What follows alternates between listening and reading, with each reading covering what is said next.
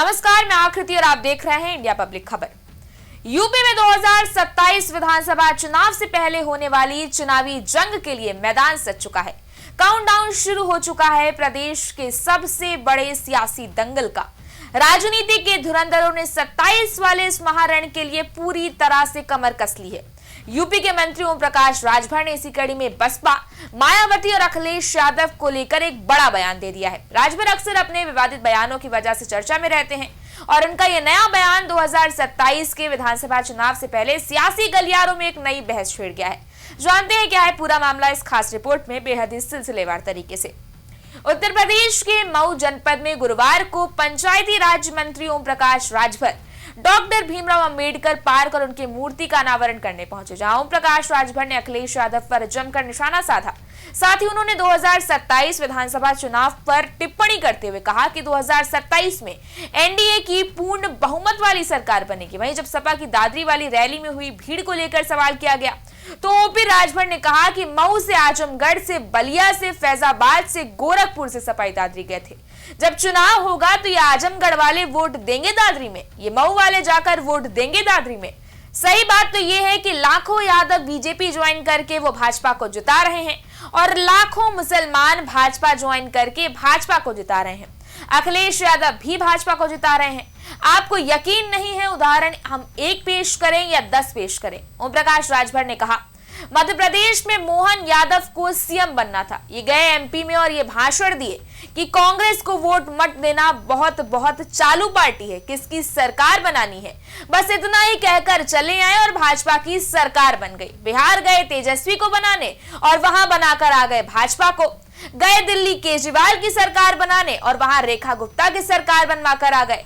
गए महाराष्ट्र, वहां भी भाजपा की सरकार बनवा कर आ गए। जहां जानी राधा रानी, वहां पड़ल पत्थर पानी। वहीं जब अखिलेश यादव के 2027 वाले बयान पर सवाल किया गया तो उन्होंने कहा, आप मऊ में है ना, आजमगढ़ मंडल में बता दीजिए कौन सी सीट जीतेंगे वो, या मऊ में ही बता दीजिए, सब पता हो जाएगा। वहीं जब दादरी में हुई रैली पर गुर्जर समाज की टिप्पणी को लेकर सवाल किया गया तो उन्होंने कहा, देखिए, जिस गुर्जर समाज के सामने उनके महापुरुष की मूर्ति धोई गई है, जब उनसे यानी कि अखिलेश यादव से पत्रकारों ने सवाल किया तो उन्होंने जवाब नहीं दिया। और गुर्जर समाज हिंदुत्व को मानता है, हिंदू है और वो भगवान राम और भगवान कृष्ण का पुजारी है।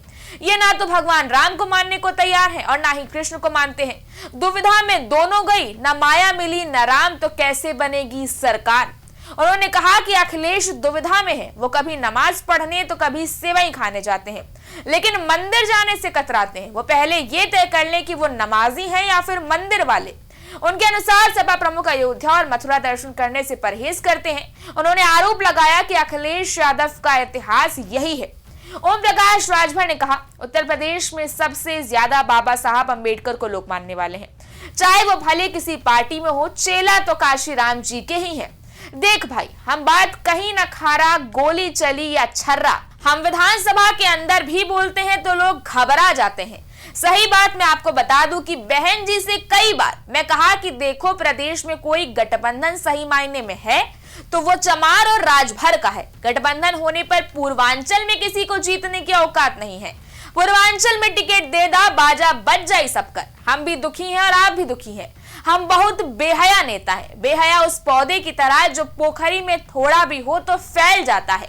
मेरा नाम सुनते ही अधिकारी काम कर देते हैं क्योंकि उन्हें पता है कि ये हल्ला करेगा। उन्होंने ये तक कह डाला कि वो जनता के न्याय के लिए डीएम, मुख्यमंत्री से लेकर मुख्य सचिव तक किसी से भी भिड़ जाने को तैयार रहते हैं, लेकिन लोग उन्हें कहते हैं कि वो मनबड़ हैं।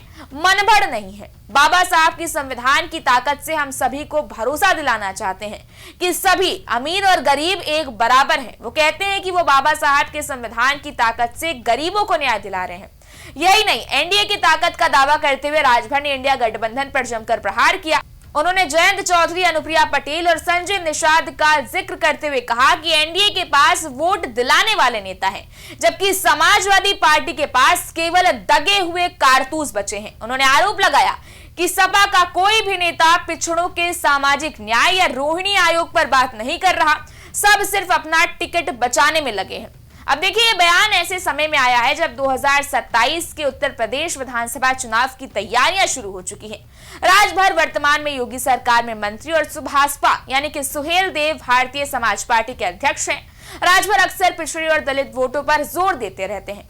उनका कहना है कि अगर ये दोनों समुदाय साथ आए तो पूर्वांचल में कोई मुकाबला नहीं कर सकता।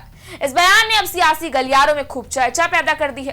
कई नेता और विश्लेषक इसे 2027 चुनाव के लिए नए समीकरण की तैयारी मान रहे हैं। राजभर का बयान ये साफ दिखाता है कि वो दलित और राजभर समुदाय को एकजुट करने पर काफी ज्यादा जोर दे रहे हैं। कुछ लोग तो इसे राजभर की अपनी ताकत बढ़ाने की एक सोची समझी रणनीति भी बता रहे हैं।